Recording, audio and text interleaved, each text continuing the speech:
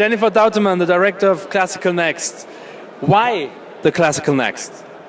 Well, there seems to be a need throughout the international classical community to come together and to look to the future together. So many classical professionals are struggling with the same issues such as how do we make classical exciting and relevant to today's audiences? How do we win new audiences? And where do we go from here with the genre? So it's the second time for Classical Next, this time in Vienna, in the MAC. So how does it develop so far?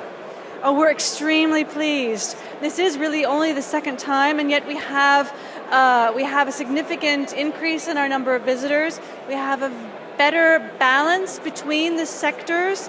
That is our ultimate goal. We want to have a really good representation of all of the branches of the classical tree at Classical Next. We've had a dramatic increase in the proactivity of classical professionals to shape Classical Next and make it their own. We're based on user-generated content, kind of like Wikipedia. So people who are involved in classical music use Classical Next for their needs and their own wishes.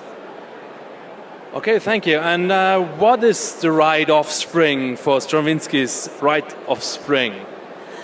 Oh my goodness, what a question. Well, we know that the Rite of Spring was incredibly influential, really one of the most influential pieces of 20th century music.